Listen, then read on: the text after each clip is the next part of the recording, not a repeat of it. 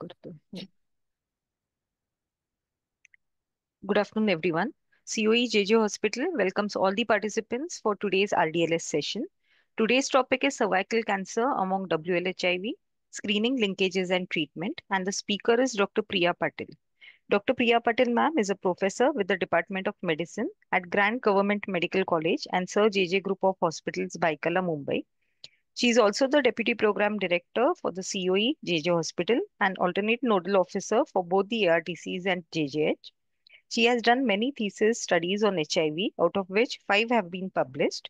She has also done a study at ICMR on OI profile in HIV. We welcome you, ma'am, for today's session and request you to start the session. Thank you, madam, for this kind introduction and giving me opportunity to take this RDLS. So today's topic for RDLS, आजचा topic आहे cervical cancer among women living with HIV, screening, linkages and treatment.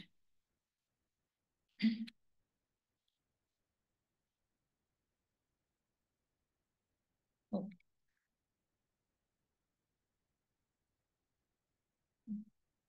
तर हा एक महत्त्वाचा खूप topic आहे आणि basically याचा अवेअरनेस खूप नाहीये आपल्यामध्ये सगळ्या मेडिकल ऑफिसर्स ART सेंटर सगळे स्टाफ आणि टीम मध्ये सर्वायकल कॅन्सरचं जे इम्पॉर्टन्स आहे आणि स्क्रीनिंगचं इम्पॉर्टन्स आहे तर त्याच्यासाठी आपण हा टॉपिक निवडलाय. तर epidemiology of cervical cancer in women living with HIV आपण बघितलं ग्लोबल आणि नॅशनल बर्डन जे आहे सर्वायकल कॅन्सरचं स्पेशली जे वुमेन आहेत ज्या स्त्रिया आहेत लिव्हिंग विथ HIV त्यांच्यामध्ये हे खूप जास्त बर्डन आहे. आपण ते बघणार आहोत स्टॅटिस्टिक्स. तर ते आपलं आजचं एक हे आहे की we should be aware of the risks और and the burden of cancer in cervical cancer in women living with HIV आणि आपण identify risk factors contributing to the increase incidence. तर का बरं हे इन्क्रीज इन्सिडन्स आहे? सर्वायकल कॅन्सर म्हणजे गर्भाशयाचे पिशवीचं जे तोंड असतं त्याला कॅन्सर ऑफ सर्विक्स म्हणजे त्याचा कॅन्सर. तर त्याचा कॅन्सर हा वुमेन लिव्हिंग इन HIV मध्ये खूप हाय असतो. ते का असतो ते सगळं आपण बघणार आहोत. ते आपण एपिडेमॉलॉजी मध्ये बघणार आहोत. त्याच्यानंतर importance of screening and early detection. Identify the screening guidelines and strategies for cervical cancer among women living with HIV. आपण हे बघणार आहोत की काय स्क्रीनिंगचे गाईडलाईन्स आहेत, कुठल्या पेशंट्सना आपण स्क्रीनिंगला पाठवायचं आहे आणि त्याचे काय स्ट्रॅटेजीज आहेत ते आपण समजून घेणार आहोत. त्याच्यानंतर diagnosis and staging of cervical cancer. Outline the staging of cervical cancer and it's implications for treatment planning. तर आपल्याला स्टेजिंग ऑफ सर्वायकल कॅन्सर हे माहीत पाहिजे आणि त्या अनुषंगाने जे स्टेज असतं त्याच्याप्रमाणे त्याची ट्रीटमेंट असते. तर ते आपण बेसिक आपण समजावून घेणार आहोत की काय स्टेजिंग असतं आणि कशी ट्रीटमेंट दिली जाते. Then management of cervical cancer in women living with HIV. Discuss the different treatment modalities for cervical cancer. तर सर्वायकल कॅन्सर आपण बघितलं की HIV बाधित स्त्रियांमध्ये खूप जास्त आढळून येतो. तर एकदा त्याचं डायग्नोसिस झालं, स्टेजिंग झालं की मग काय काय ट्रीटमेंट मोडॅलिटीज असतात आणि ART सेंटरची त्याच्यामध्ये काय रोल आणि जबाबदारी आहे अशा स्त्रियांमध्ये ते आपण बघणार आहोत. त्यानंतर सर्वायकल कॅन्सर प्रिव्हेन्शन स्ट्रॅटेजीज हा पण खूप इम्पॉर्टंट गोष्ट ही आहे. एक तर आपलं एक ध्येय आहे की आपण स्क्रीनिंग करणार आहोत आणि अर्ली डायग्नोसिस करून देणार आहोत. पेशंटला लवकर स्क्रीनिंग आणि डायग्नोसिस झालं तर पेशंट पूर्णपणे कॅन्सर मुक्त होऊ शकते. वेळीच ते ऑपरेशन झालं. कॅन्सर हा आपण प्रिव्हेंट कसा करू शकू त्याचा पण खूप अवेलेबल काही मोडॅलिटी आहे, व्हॅक्सिन आहे, त्याची पण आपण चर्चा करणार आहोत. त्यानंतर palliative care in women living with HIV with cervical cancer. हे पॅलिएटिव्ह केअर म्हणजे काय ते पण आपण बघणार आहोत. आणि role of ART centres and non communicable disease facilities NCD facilities. तर ह्याच्यामध्ये ह्या दोन्ही केंद्रांचे जे योगदान आहे ते बघणार आहोत. तर याची पार्श्वभूमी आपण बघणार आहोत. टॉपिक का बरं इतका इम्पॉर्टंट आहे? तर WHO ने एक ग्लोबल स्ट्रॅटेजी लॉन्च केली 17 नोव्हेंबर 2020 साली to accelerate the elimination of cervical cancer. म्हणजेच सर्व पिशवीचा गर्भाशयाच्या पिशवीचं एलिमिनेशन करायचं आहे आपल्याला. तर त्याच्यासाठी एक स्ट्रॅटेजी वर्ल्ड हेल्थ ऑर्गनायझेशननी लॉन्च केली. तर काय आहे त्या टार्गेट्स याचे, या ग्लोबल स्ट्रॅटेजीचे काही टार्गेट्स आहेत जे 2030 पर्यंत अचीव्ह करायचे आहेत. तर पहिलं टार्गेट आहे की to vaccinate 90% of eligible girls against human papilloma virus HPV. तर ह्या व्हायरसचा आणि ह्या गर्भाशयाच्या पिशवीच्या तोंडाचा कॅन्सरचा अतिशय निकट संबंध आहे. तर ते आपण एकदा आपल्याला कळलं की मग आपल्याला ह्या वॅक्सिनेशनचं महत्त्व कळेल. बेसिकली पुष्कळदा आपल्या ART सेंटरच्या स्टाफमध्येच हा अवेअरनेस नाहीये की असा HPV व्हायरस असतो आणि या व्हायरसमुळे हे कॅन्सर होत आहे पेशंटना. तर हा अवेअरनेस आपल्याला पहिले झाला पाहिजे आणि मग आपल्याला त्या वॅक्सिनेशनचं महत्त्व कळेल आणि मग त्या वॅक्सिनेशनच्या दृष्टीने ते करून घ्यायचं असेल, पेशंट्सना आपल्याला समजावून सांगायचं असेल तर आपण काय करू, तर ते आपण त्याची चर्चा करणार आहोत. तर 90% स्त्रिया, गर्ल्सना, जे गर्ल्स आहेत एलिजिबल गर्ल्स, त्या एलिजिबिलिटीचे क्रायटेरिया पण आपण चर्चा करणार आहोत. तर असं हे वॅक्सिनेशनचं सक्सेस झालं पाहिजे. त्याच्यानंतर to screen 70% of eligible women at least twice in their life times. म्हणजे आपल्या ART सेंटरमध्ये ज्या स्त्रिया उपचार घेत आहेत त्यांच्यामधल्या 70% स्त्रियांचं ॲटलिस्ट दोनदा तरी स्क्रीनिंग त्यांच्या लाईफ टाईममध्ये निदान कमीत कमी दोनदा स्क्रीनिंग झालं पाहिजे. हा आपला एक टार्गेट आहे. And to effectively treat 90% of those with positive screening test or a cervical lesion including palliative care when needed.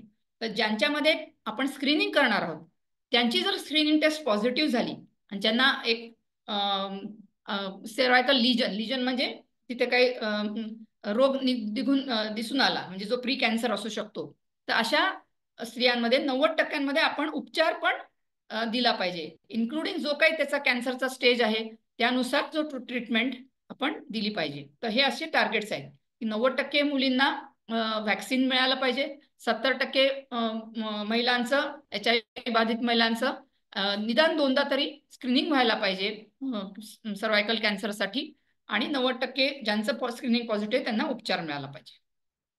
तर आपण का बरं इतकी CA सर्व्हिक्सची चर्चा करणार आहोत, तर आपण बघतोय इथे पहिल्या ह्याच्यात तुम्हाला दिसेल की एशिया खंडामध्ये मॅक्झिमम सर्वायकल कॅन्सर केसेस आढळून येतात. म्हणजे सर्वायकल कॅन्सर जर का तुम्ही सगळ्यात पूर्ण सगळ्या खंडांचे इन्सिडेन्स काढले तर एशिया खंडात 60% कॉन्ट्रीब्युशन एशिया खंडाचं आहे.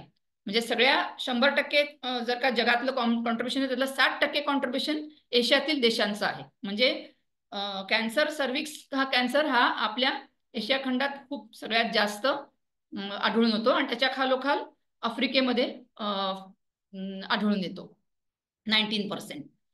त्याच्यानंतर अमंग द एशियन कंट्रीज, त्याच्या बाजूमध्ये तुम्ही पाहाल की India, among the Asian countries India contributes the second highest number of cancer of cervix cases. तर सर्वात पहिला देश आहे कॅन्सर सर्व्हिक्सचे रुग्ण आढळणारा ते म्हणजे चायना. त्याच्यामध्ये 37.9% आपल्याला केसेस दिसून येत आहेत आणि भारतामध्ये 32.1% एवढे टक्केवारी आहे कॅन्सर सर्व्हिक्स कॅन्सरची.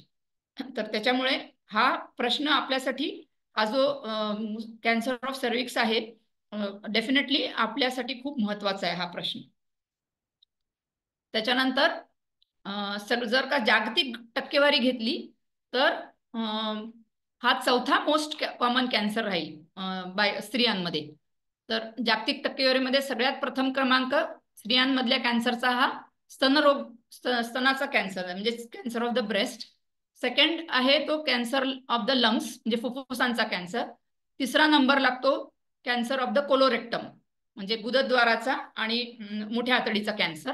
आणि चौथा नंबर जो आहे तो हा गर्भाशयाच्या पिशवीचा तोंडाचा कॅन्सर, दॅट इज सर्व्हिक्स युटरस. हा जागतिक ह्याच्यामध्ये आहे टक्केवारीमध्ये. आणि जर का भारतीय स्त्रियांचं आपण हे घेतलं, टक्केवारी काढली, तर भारतामध्ये प्रथम क्रमांकाचा स्त्रियांमधील कॅन्सर हा परत ब्रेस्ट कॅन्सरच आहे, स्तनाचा कॅन्सर. आणि दुसऱ्या क्रमांकावर हा कॅन्सर सर्व्हिक्स आहे. म्हणजे भारतामध्ये ब्रेस्ट कॅन्सरच्या खालोखाल कॅन्सर सर्व्हिक्स आढळतो, एवढा तो कॉमन आहे. आणि त्याच्यामुळे त्याच्याबद्दल जाणून घेणं हे अतिशय महत्त्वाचं आहे. Globally cervical cancer is the 4th most common cancer, ते आपण आत्ताच बघितलं. In the world approximately 1 in 20 cervical cancer is attributable to HIV. तर HIV आणि ह्या कॅन्सर ऑफ सर्व्हिक्सचं फार क्लोज नातं आहे, ते पण आपण बघणार आहोत. 60,000 6,60,000 women were diagnosed with cervical cancer worldwide and about 3,50,000 women died from the disease. तर हा ऍक्च्युली आपण लवकर स्क्रीन केलं तर पूर्णपणे ट्रीटेबल का आजार आहे, आणि लवकर आपण व्हॅक्सिन दिलं आणि खूप स्त्रियांना व्हॅक्सिन दिलं तर प्रिव्हेंटेबल पण आहे. पण ना आपण प्रिव्हेंट करतोय सध्या, आणि ना आपण लवकर स्क्रीन करून लवकर निदान करतोय, आणि त्याच्यामुळे एवढ्या प्रमाणात त्याचे मृत्यूचं हे आहे. In India, as per HPV and related cancers fact sheet 2023, incidence of cervical cancer, भारतामधला इन्सिडन्स इथे आकडा दिलाय 1,23,907, म्हणजे 1 लाखापेक्षा जास्त याचा इन्सिडन्स आढळून आला. आणि सर्वायकल कॅन्सरची मॉर्टॅलिटी पहा किती जास्त आहे, 77,438. Cervical cancer prevalence 3.4 lakh in 2023. तर आता आपण बघितलं, मी मगाशीच म्हटले की HIV आणि कॅन्सर ऑफ सर्व्हिक्सचं अतिशय क्लोज नातं आहे. ते का बरं, ते आता आपण समजावून घेणार आहे. तर women living with HIV are 6 times more likely to develop cervical cancer. म्हणजेच हा जो पिशवीच्या तोंडाचा कॅन्सर आहे तो HIV बाधित स्त्रियांमध्ये 6 पट जास्त आढळतो. 6 पट जास्त त्याचं रिस्क आहे. नॉर्मल एखाद्या स्त्रीला जेवढं रिस्क असेल त्याच्यापेक्षा HIV बाधित स्त्रीला त्याचं 6 पट जास्त रिस्क आहे. का बरं, त्याचं आपण कारण बघूयात. की women living with HIV being more prone to acquire human papilloma virus infection, जे HPV इन्फेक्शन आहे, जे सेक्शुअली कॉन्ट्रॅक्टेड इन्फेक्शन आहे, तर ते HIV बाधित स्त्रीमध्ये तिला ते जास्त होण्याची शक्यता असते. which are less likely to clear due to immune compromised systems leading to persistent HPV infection. आता आपण बघतो की HIV बाधित स्त्री असते, तिची प्रतिकारशक्ती कमी असल्यामुळे हे जे HPV इन्फेक्शन तिला एकदा तिची लागण झाली की मग ते क्लिअर होत नाही. इम्युन सिस्टीम तिची डेफिशियंट असल्यामुळे तिला HPV इन्फेक्शन ते पर्सिस्टंट तिच्या सिस्टीम मध्ये राहील, आणि त्याच्यामुळे तिला HPV च्या ह्या इन्फेक्शनमुळे कॅन्सर होण्याची शक्यता असते. The progression from HPV infection to cervical cancer is expedited in women living with HIV, taking approximately 5 to 10 years as opposed to the typical 15 to 20 years in HIV negative individuals.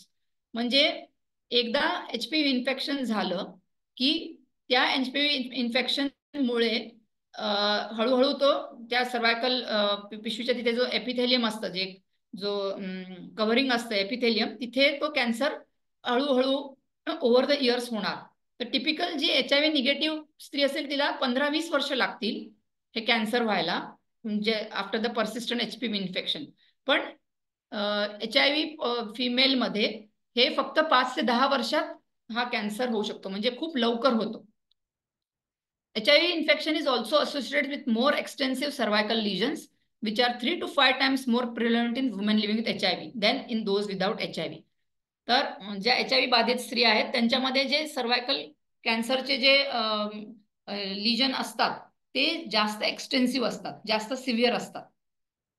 India ranks 3rd globally in terms of HIV burden. तर इंडियामध्ये HIV burden खूप हाय आहे, आणि त्याच्यामुळे added हा HIV ॲट्रिब्युटल cervical cancer burden पण आपला वाढला आहे, आणि that is the challenge associated with cervical cancer prevention and control. आपण बघितलं की सेकंड मोस्ट कॅन्सर स्त्रियांमध्ये भारतामध्ये हा सर्वायकल कॅन्सर आहे, आणि एवढं HIVचं आपल्याकडे बर्डन असल्यामुळे नॅचरली सर्वायकल कॅन्सरचं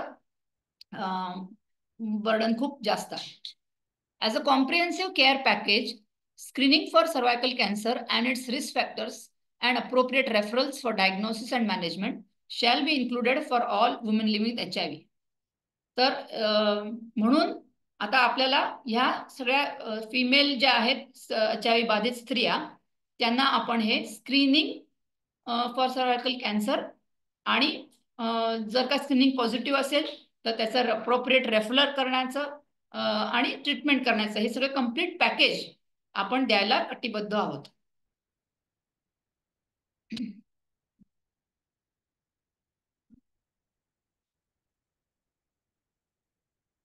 आता रिस्क फॅक्टर बघणार आहोत आपण.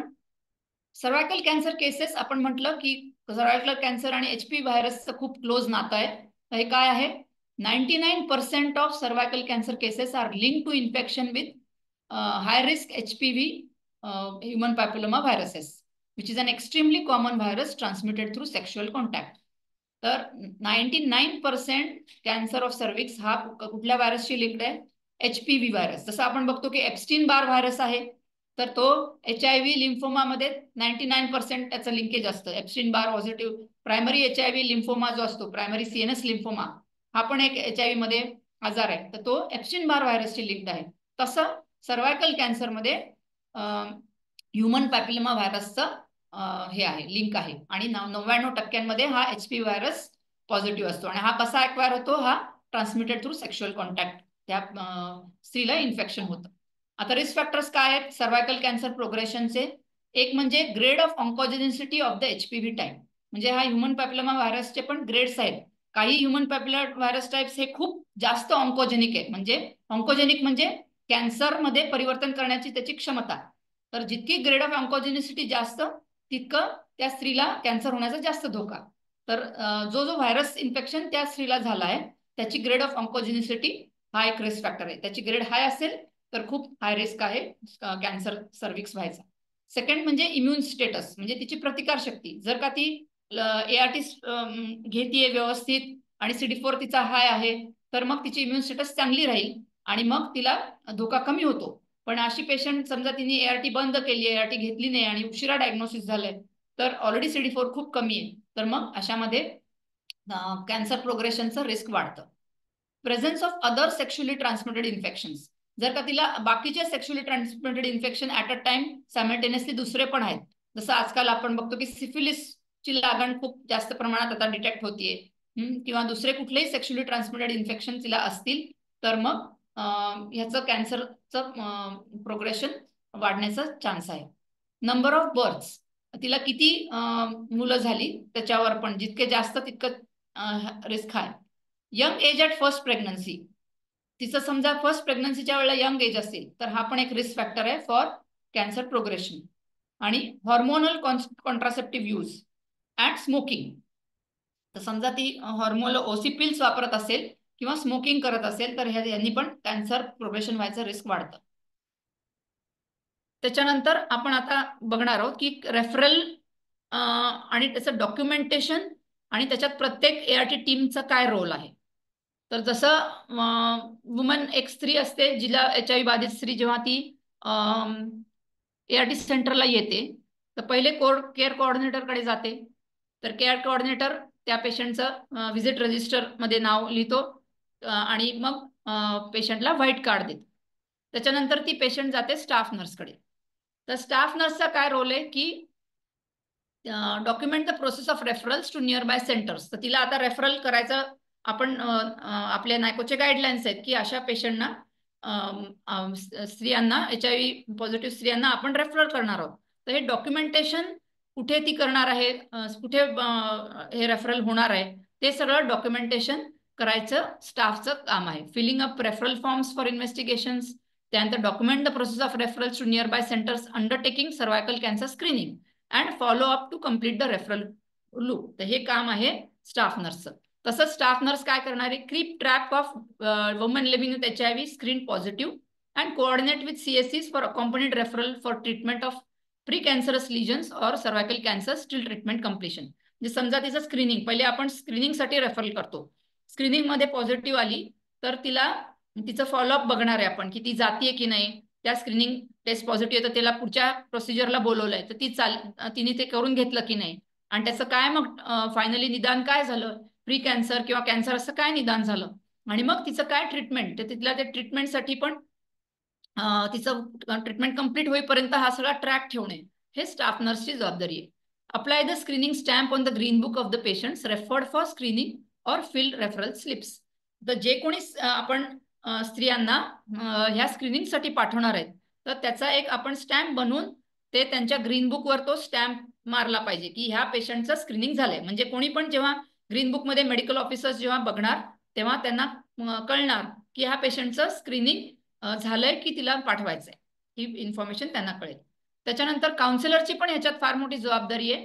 काउन्सिलरनी सगळी ही जी माहिती आहे, कारण पेशंटना माहीत नसतं हे काही की त्यांना सीए सर्व्हिक्सचं रिस्क आहे, तर काउन्सिलरनी हे सगळी इन्फॉर्मेशन जी काय HIV स्त्रियांमध्ये इन्क्रीज रिस्क असतं सर्वायकल कॅन्सरचं आणि benefits of early diagnosis through screening.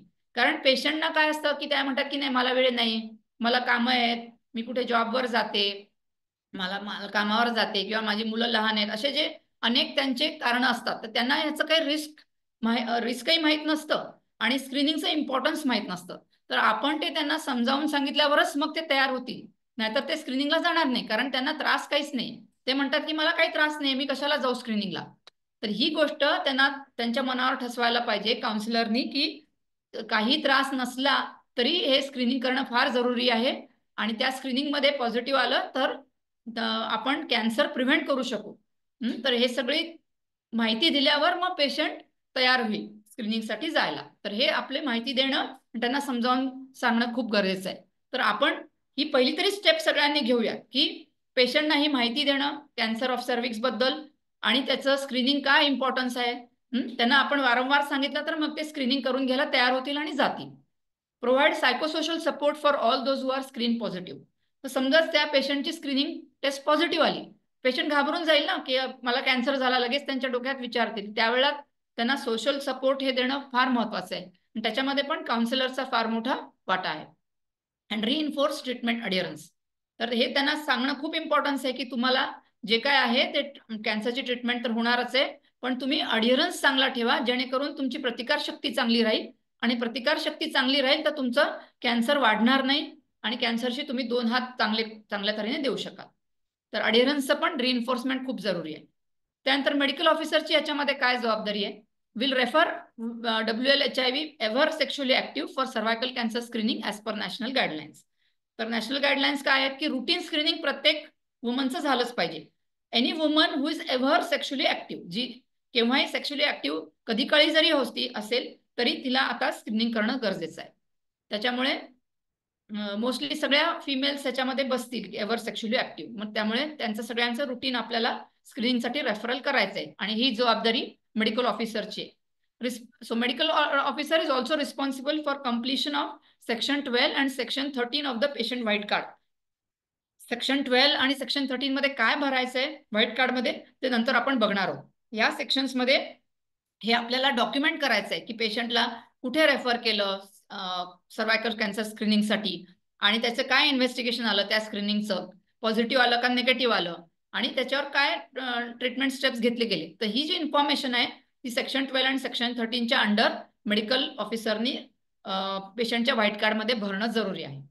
Assess for any symptoms or science of side effects of treatment.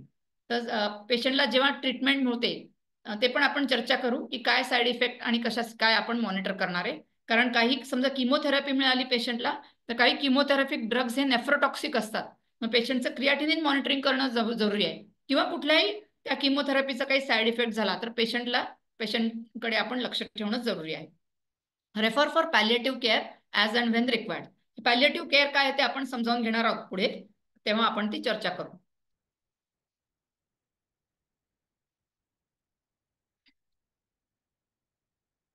Approach to screening of patients. आता स्क्रीन अँड ट्रीट अप्रोच हा जो WHO आहे त्याच्यामध्ये treatment is based on a positive primary screening test alone without trials, that is no second screening test and no histopathological diagnosis.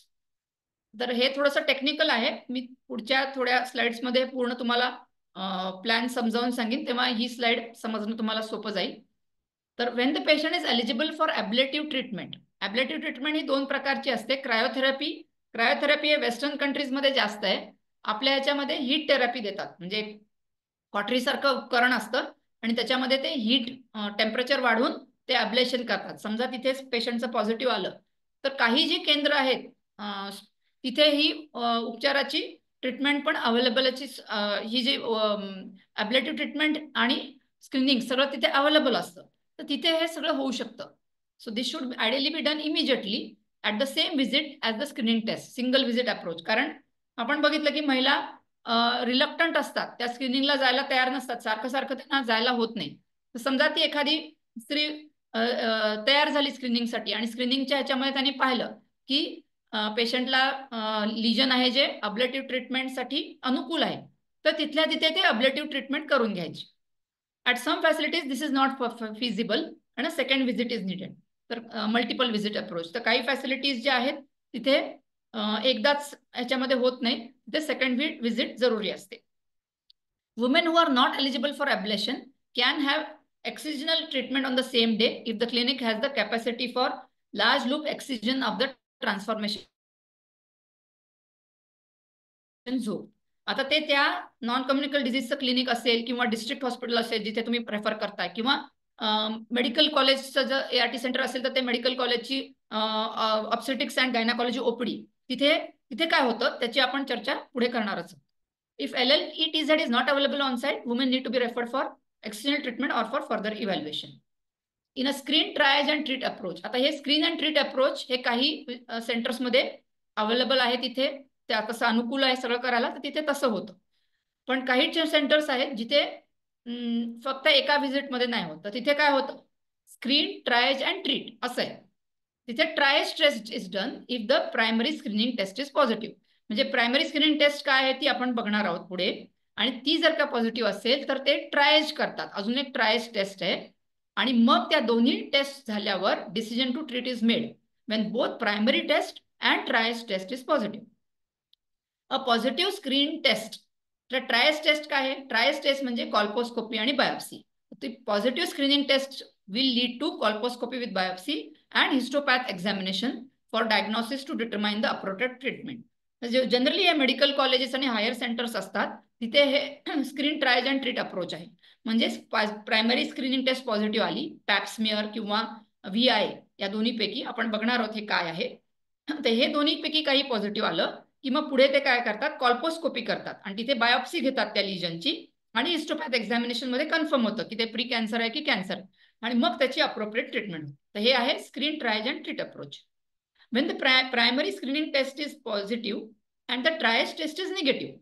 मग आता primary screening काय करणार आहे ते VI म्हणजे व्हिज्युअल इन्स्पेक्शन विथ ॲसिटोएस्ट्रिक ऍसिड, ते जर का पॉझिटिव्ह असेल आणि ट्रायज टेस्ट मात्र निगेटिव्ह आली, जिथे कॉल्पोस्कोपी करून त्यांनी बायोप्सी घेतली आणि ती निगेटिव्ह आली, तर मग ह्या वुमेनना फॉलोअप, अप्रोप्रिएट फॉलोअप करावा लागतो. तो 1 इयरली असतो, ते आपण बघणार आहोत.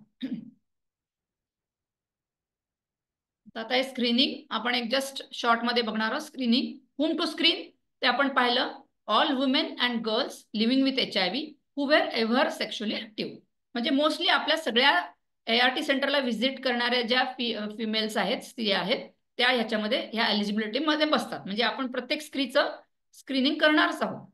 वेअर टू स्क्रीन, तर ART सेंटर और LAC और LAC प्लस. तर ART सेंटरचं काय जबाबदारी आहे की काउन्सिलिंग करायचं त्या फिमेलचं, PLHIVचं काउन्सिलिंग करायचं आहे, आणि मग तिला कुठे जायचं स्क्रीनिंगसाठी रेफरल लिहून द्यायचं. LAC प्लस पण काउन्सिलिंग करणार आहे आणि पाठवणार आहे स्क्रीनिंगसाठी. NCD clinics at district hospital, PHCs, CHCs और मेडिकल कॉलेज. आता महाराष्ट्रामध्ये पण हे NCD क्लिनिक्स आहेत. डिस्ट्रिक्ट हॉस्पिटलमध्ये तर डेफिनेटली NCD क्लिनिक्स अवेलेबल आहेत. आणि मी चौकशी केली की प्रायमरी हेल्थ केअर सेंटर्स तिथे पण ट्रेनिंग झालेलं असतं हे स्क्रीनिंग करण्यासाठी. तर PHCला समजा तुम्ही पाठवलं तुमच्या पेशंटला, तरी PHCला हे ट्रेनिंग दिलेले हे असते, आयदर स्टाफ नर्स असते जिला हे ट्रेनिंग मिळालंय, आणि ती हे स्क्रीनिंग करू शकते. आणि मेडिकल कॉलेजेसमध्ये तर जे गायनाकॉलॉजी OPD असतात तिथे तुम्हाला पूर्णपणे सगळं हे स्क्रीनिंग होतच अवेलेबल आहे. तर मुंबईतले ART सेंटर्स आहेत त्यांना सोपं आहे की मुंबईमध्ये 4 मेडिकल कॉलेजेस आहेत, नायर, सायन, KEM आणि JJ.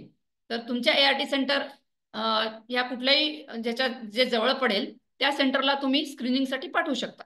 आणि महाराष्ट्रामध्ये जिथे जिथे ART सेंटर्स आहेत तिथे पुष्कळ ठिकाणी मेडिकल कॉलेजेस उपलब्ध आहेत, जसे सोलापूर, पुणे, ते सगळीकडे मेडिकल कॉलेजेस आहेत. तर तिथे तुम्ही तुमच्या मेडिकल कॉलेजला पाठवू शकता. औरंगाबाद असे बरेच म्हणजे मेडिकल कॉलेजेस आणि ART सेंटर्स लिंक्डच आहेत.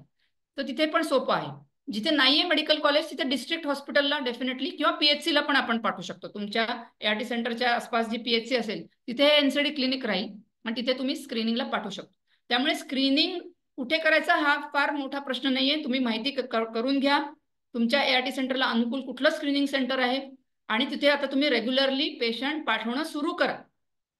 ही पहिले आता सर्वात प्रत्येक ART सेंटरच्या MO ला काय करायचंय की माहिती घ्यायची आहे की आपल्यासाठी कुठलं NCD क्लिनिक जवळ आहे. NCD क्लिनिक किंवा मेडिकल कॉलेजचं गायनाकॉलॉजी OPD या दोनपैकी तुम्ही निवड करू शकता. आणि जे छोटे ART सेंटर आहेत अगदी ते इव्हन PHC ला पण पाठवू शकता. आता व्हेन टू स्क्रीन, तर स्क्रीनिंग कधी करायचंय? ART नेव म्हणजे नवीन पेशंट आली आहे तर तिचं screening at the time of ART इनिशिएशनच करायचंय. नवीन पेशंट आली पॉझिटिव्ह, तिचं आपण स्क्रीनिंग करायला आपण पाठवायचंच. आणि if negative then repeat screening every 3 years up to 65 years of age. समजा पहिलं स्क्रीनिंग तिचं निगेटिव्ह झालं तर एकच स्क्रीनिंग नाहीये की झालं एक स्क्रीनिंग केलं आणि थांबलं. तर त्या महिलेला आपल्याला सांगायचं आणि आपण स्टॅम्प पण करणार आहोत ग्रीन बुक मध्ये. त्याचं डेट आपण डॉक्युमेंट करणार आहोत. त्या डेट पासून नंतर every 3 years up to 65 years म्हणजे ती 65 वर्षाची होईपर्यंत दर 3 वर्षांनी हे स्क्रीनिंग आपल्याला करायचंय. तर हे जर का आपण करायची एक पद्धत सुरू केली आणि ती रुटीन झाली की मग त्याचा रिझल्ट दिसून येईल की आपण कॅन्सर्स लवकर डायग्नोज करणार आणि मग व्हॅक्सिनेशनचं नंतर आपण ते चर्चा करू की त्याच्याने कॅन्सर पूर्ण प्रिव्हेंट होईल. तर ही सुरुवात आपण प्रत्येक आता ART सेंटर पासून करूयात. की मी जेव्हा चौकशी केली तेव्हा एवढं काही स्क्रीनिंगला पाठवलं जात नाही हे मला आढळून आलं.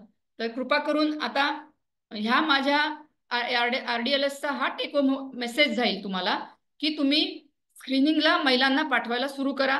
पहिले काउन्सिलिंग सुरू करा.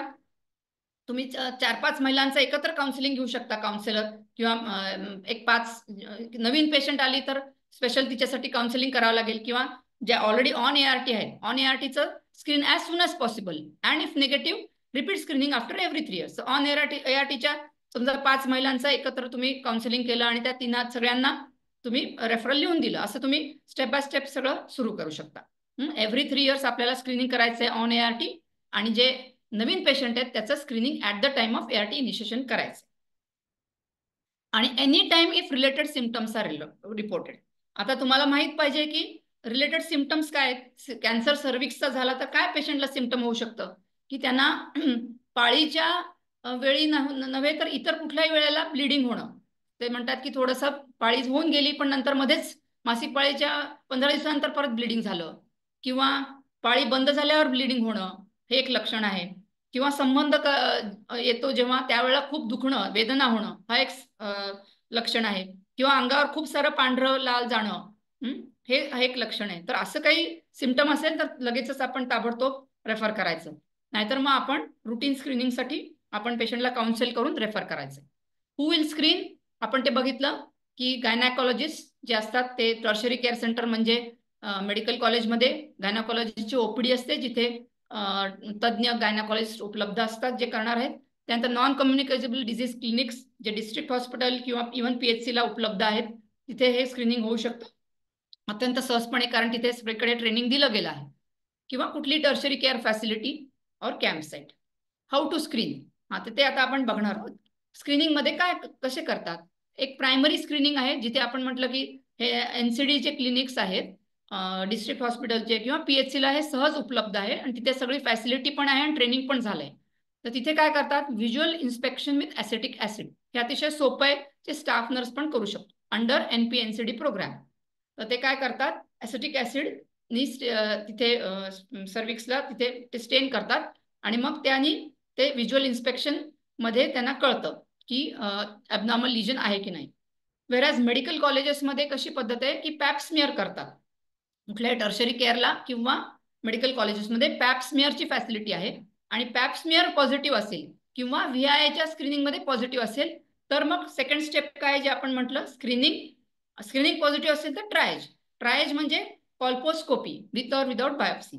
तर जे मध्ये मी विचारलं तर जे मध्ये जे कोणी पॅप स्मिअर पॉझिटिव्ह होतात सगळ्यांचं पॅप स्मिअरनी स्क्रीनिंग करतात आणि पॅप्समियर पॉझिटिव्ह असेल तर मग त्यांना कामा हॉस्पिटलमध्ये कॉल्पोस्कोपी साठी पाठवलं जातं. हे जे मध्ये असं आहे. तर preliminary eligibility assessment and counselling should be conducted at the ART centre with a referral linkage to NCD clinics for screening. तर जेव्हा आपण हे this is for LSC plus centre. LSC plus सेंटरमध्ये काय करायचं आहे की त्यांनी एलिजिबिलिटी असेसमेंट करायची आणि मग काउन्सिलिंगसाठी ART सेंटरमध्ये पाठवायचे आणि रेफरल लिंकेज टू NCD ते करायचे. तर इथे आपल्याला उजवीकडे दिसतं की पॅप्समियर कसं करतात त्याचे स्टेप्स दाखवले गेले. तर ह्या पॅप्समियरमध्ये जर का HPV व्हायरसचं टेस्टिंग ऍड केलं तर त्याची सेन्सिटिव्हिटी खूप वाढते, पण सध्या ते उपलब्ध नाहीये. इव्हन आमच्या मेडिकल कॉलेजमध्ये हे पॅप्समियरच्या फॉर HPV व्हायरससाठीचं उपलब्ध नाही, पण पॅप्समियर मात्र सगळीकडे केला जातो. तर आता ॲज पर हे जे नॉन कम्युनिकेबल डिझीज प्रोग्राम आहे त्याच्याप्रमाणे screen, triage and treat approach is followed for cervical cancer. आपल्याकडे हा अप्रोच आहे.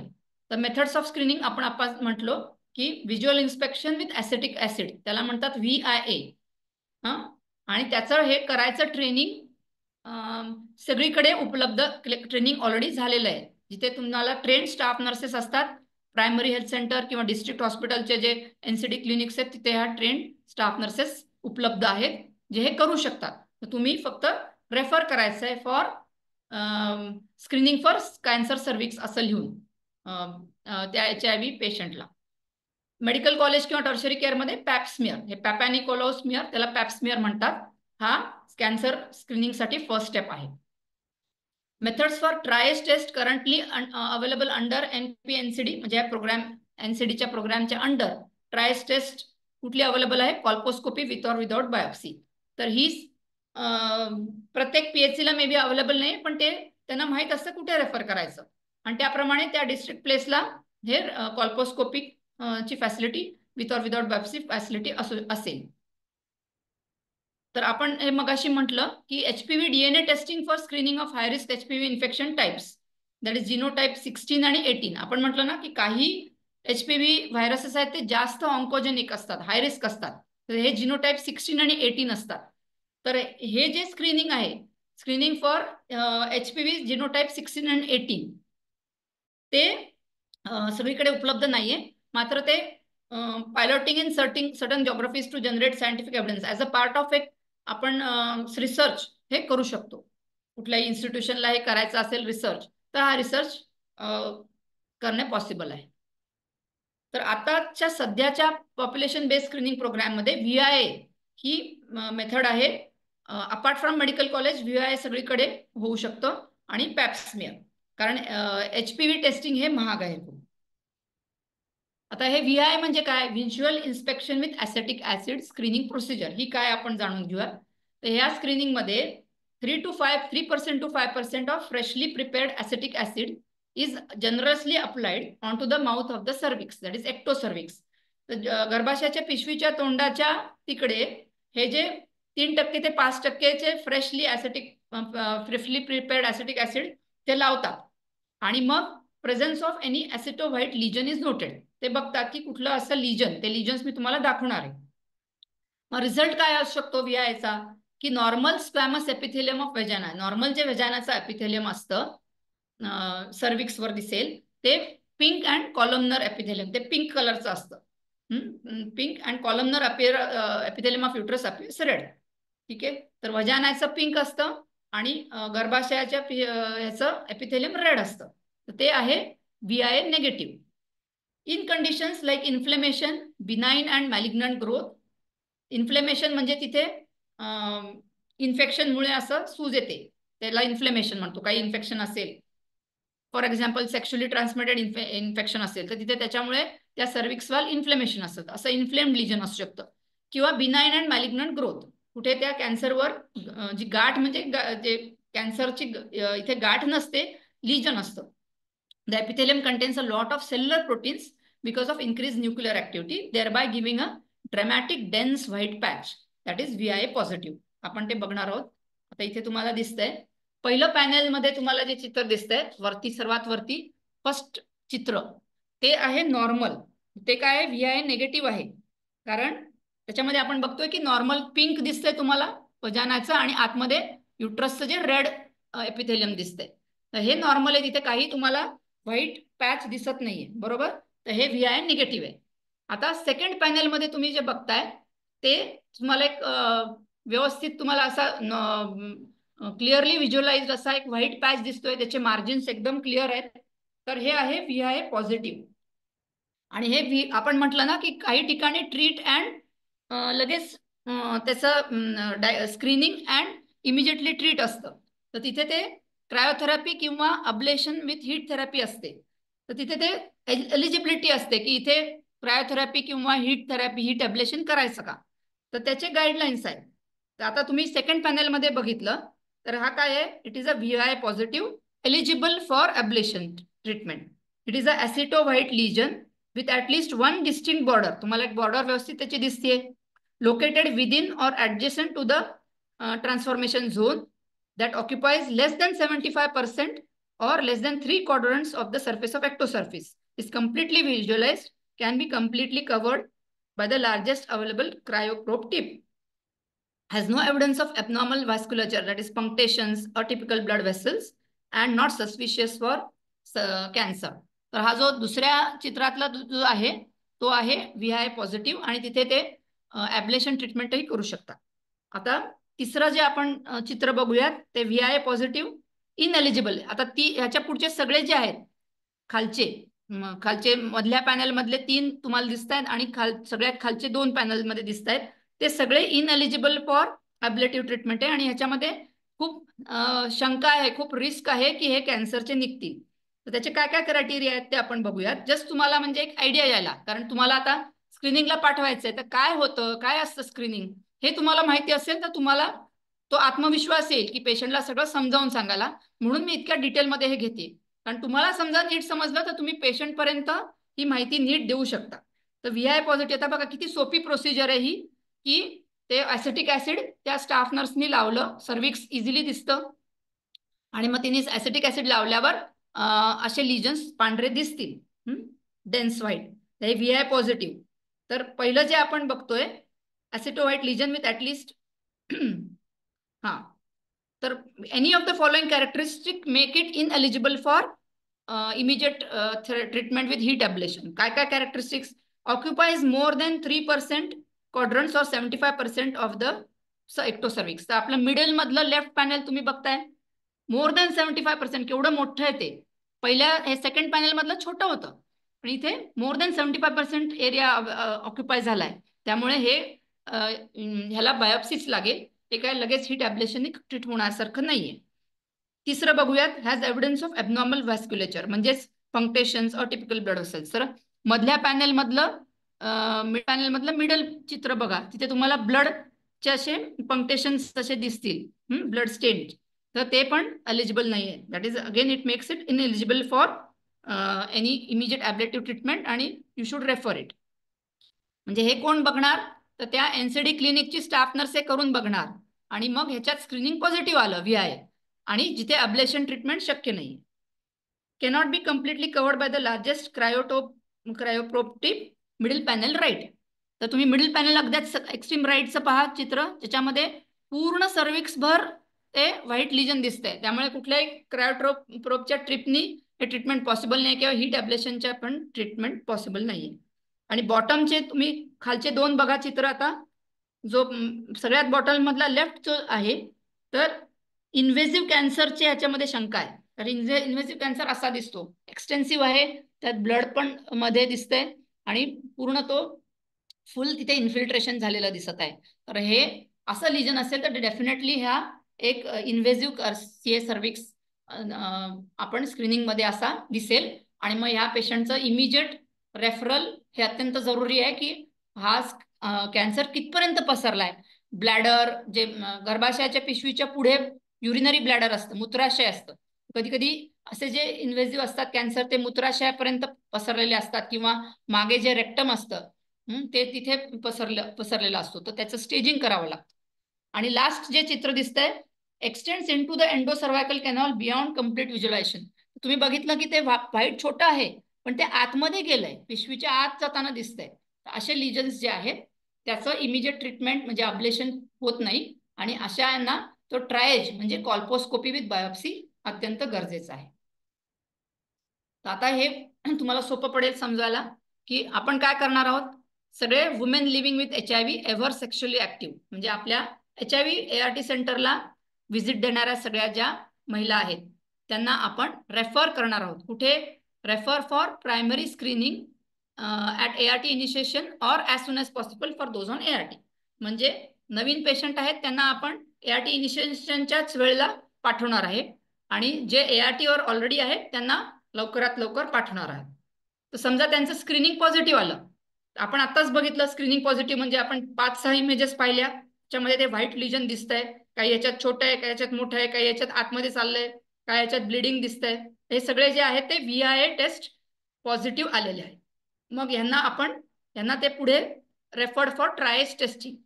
तर जिथे ते VIA टेस्ट पॉझिटिव्ह आहेत त्या सेंटरला माहीत असतं की ट्रायल्स टेस्टिंग कुठे होणार. मग ते त्या पेशंटला सांगणार की या सेंटरला जा, या डिस्ट्रिक्ट हॉस्पिटलला जा किंवा या मेडिकल कॉलेजच्या OPDला जा. मग ट्रायल्स टेस्टमध्ये काय करणार ते कॉल्पोस्कोपी म्हणजे ते व्हिज्युअलाइज करतात आणि बायोप्सी करतात. मग त्या बायोप्सीवर कळेल की हे प्री कॅन्सरस लिजन आहे का हा सर्वायकल कॅन्सर आहे. प्री कॅन्सरस म्हणजे कॅन्सर होण्याच्या अगोदरची जस्ट अगोदरची स्टेज. ह्या स्टेजमध्ये आपण जर का डायग्नोज केलं म्हणजे कॅन्सरच्या जस्ट अगोदरची स्टेज आहे तर समजा ते पूर्ण गर्भाशय पिशवी सकट जेव्हा आपण पिशवीच्या तोंडासकट पूर्ण गर्भाशय काढून टाकण्याचं ऑपरेशन केलं तर ते पूर्ण बरं होतं कारण कॅन्सर व्हायच्या जस्ट अगोदर आपण त्याला डायग्नोज केलंय. तर त्याचा फार मोठा बेनिफिट आहे पेशंटला की कॅन्सर आपण होऊच दिला नाही. आणि अर्ली कॅन्सर जर का आपण स्क्रीनिंगमध्ये आढळला तिथेही पूर्ण पेशंट तो कॅन्सर जर का पसरला नसेल तर पूर्णपणे तो बरा होईल. मग हे कुठल्याही याचं डायग्नोस असं झालं प्री कॅन्सरस लिजन किंवा सर्वायकल कॅन्सरचं तर referral to the cancer treatment centre for appropriate treatment. तर त्या जिथे हे सगळं डायग्नोसिसची फॅसिलिटी असते मेडिकल कॉलेज म्हणा किंवा tertiary care centre district hospital, काही डिस्ट्रिक्ट हॉस्पिटल मला पण फॅसिलिटीज आहेत तिथे गायनाकॉलॉजिस्ट असतात. तर तिथे ते सांगणार की कुठे हा अप्रोप्रिएट उपचार होणार त्यांच्या सेंटरला का कुठे हायर सेंटरला ते रेफर करते. आणि 1 year post treatment follow up at the treatment centre. एकदा काय उपचार झाला की मग त्यांचा पोस्ट ट्रीटमेंट फॉलोअप पण असतो की कॅन्सर रिकवर नाही ना झाला किंवा काही साईड इफेक्ट झाले काय बघा. हे झालं स्क्रीन पॉझिटिव्ह महिलांचं. आता स्क्रीन ज्या नेगेटिव्ह आहेत समजा आपण ART इनिशिएशनच्या वेळेला स्क्रीनिंग करून घेतलं आणि त्यावेळेला ती निगेटिव्ह आहे किंवा ART centre ART on ART ज्या महिला आहेत त्यांचं आपण स्क्रीनिंग केलं आणि तेही निगेटिव्ह आलं तर मग आपण त्यांना एव्हरी 3 years फॉलोअप करत असणार आहे. तर पेशंटला आपण सांगून ठेवायला पाहिजे. ग्रीन बुकवर तर आपण स्टॅम्प मारणार आहे पण पुष्कळदा ARTचे फॅकल्टी चेंज होतात, स्टाफ चेंज होतात तर कसं कळेल तर त्या रुग्णाला सांगायला पाहिजे की हे बघा आम्ही ह्या डेटचा आता आपण इथे शिक्का मारलाय तर ह्या डेट पासून 3 वर्षांनी आपल्याला परत स्क्रीनिंग करायचंय. ते पेशंटला सांगलं पेशंट पण लक्षात ठेवतात. ज्या हुशार पेशंट असतात जे काही काही शिकलेल्या पण असतात तर ते डेफिनेटली लक्षात ठेवून तुम्हाला रिमाइंड करू शकतील. आपला कायम हा गोल उद्देश आहे की पेशंटला उपचारामध्ये सामील करून घ्या. पेशंटला आपण सांगून ठेवलं की हा असं 1 वर्षानंतर तुमचं व्हायरल लोड रिपीट करायचं तर काही पेशंट जागरूक असतात ते रिमाइंड करतात मेडिकल ऑफिसरला किंवा स्टाफ नर्सला की आमचं व्हायरल लोड कधी करणार. तर हे आपण त्यांनाच त्यांच्या उपचारामध्ये सामील करून घेऊन या गोष्टी करायच्या आहेत. ट्रायल्स टेस्ट निगेटिव्ह असेल तर समजा आता स्क्रीनिंग पॉझिटिव्ह पण ट्रायल्स टेस्ट केलं तर ट्रायल्स टेस्ट समजा निगेटिव्ह आली म्हणजे स्क्रीनिंगमध्ये आपल्याला दिसलं की VIA पॉझिटिव्ह असा पॅच होता पण कॉल्पोस्कोपी आणि बायोप्सी केली त्याच्यावर ते निगेटिव्ह आलं म्हणजे कॅन्सरसाठी निगेटिव्ह आलं. तर मग पेशंटला आपण सांगू शकतो खात्रीलायक की अरे काही घाबरण्याचे कारण नाही, आता हे काय कॅन्सरचं नव्हतं पण इथे काय आपण दर 3 वर्षांनी नाही करणार आहे फॉलोअप, इथे 1 yearly refer for annual follow up primary screening for 3 years. पेशंटला आपण काय सांगणार आहे की दरवर्षी आता 3 वर्षाकरता प्रत्येक वर्षी हे स्क्रीनिंग करायचं आहे. आणि if all 3 annual follow-ups primary screening are negative then refer for screening every 3 years. तर समजा त्या महिलेचं 3 वर्ष आपण प्रायमरी स्क्रीनिंग करत राहिलो, दरवर्षी स्क्रीनिंग झालं आणि प्रत्येक वेळेला ते निगेटिव्ह आलं तर मग 3 वर्षानंतर मग आपण तिला म्हणू की आता दर 3 वर्षांनी तुझं स्क्रीनिंग करायचं. आय होप हे क्लिअर आहे सगळ्यांना. आता follow up screening. If primary screening is negative, repeat screening to be done every 3 years. Primary screening पहिल्याच स्टेपला निगेटिव्ह आलं की आपण VIA स्क्रीनिंग केलं, आपण बघितलं VIA ते तिथे हेल्दी आहे, पिंक आणि रेड पॅच होतं, म्हणजे पिंक आणि रेड कलर दिसला, आपण तो मगाशी बघितलं, ते VIA निगेटिव्ह होतं, ते झालं प्रायमरी स्क्रीनिंग निगेटिव्ह. हा याच्यामधला फर्स्ट डायग्राम आपण बघितला, जो एकदम हेल्दी सर्विक्स दिसते, तिथे काहीच व्हाईट पॅच नाहीये, तर हे आहे VIA निगेटिव्ह. VIA निगेटिव्ह असेल तर प्रायमरी स्क्रीनिंग निगेटिव्ह म्हणून तिथे repeat screening to be done every 3 years. Medical कॉलेजमध्ये समजा तुमचे गायनॅक ओपीडी, जेजेचं ART सेंटर कुठे पाठवणार, जेजेच्या गायनॅक ओपीडीला लिहून पाठवणार की kindly do CA cervix screening. तिथे कसं स्क्रीनिंग होईल, तिथे पॅप स्मिअर करणार. हा पॅप स्मिअर निगेटिव्ह असेल तर मग प्रायमरी स्क्रीनिंग निगेटिव्ह आहे. मग तसं अशा वेळेला आपण repeat screening to be done every 3 years. If primary screening is positive but triage test is negative, जे आपण बघितलं, primary screen positive but triage test negative. Primary screen positive म्हणजे काय, आपण हे बाकीचे सगळे लिजन्स बघितले, सगळे हे फोटो, दुसरे तिसरा चौथा पद, हे सगळे प्रायमरी स्क्रीनिंग पॉझिटिव्हचे चित्र आहेत. ते जर का पॉझिटिव्ह असतील तर मग त्याचं, त्या पेशंटचं काय आहे, ट्रायल्स टेस्ट होईल, म्हणजेच तिची कॉल्पोस्कोपी आणि त्याची बायोप्सी होईल. आणि ती बायोप्सी जर का निगेटिव्ह असेल तर काय करणार आहे, तर मग follow up VIA or pap to be done every year for 3 years.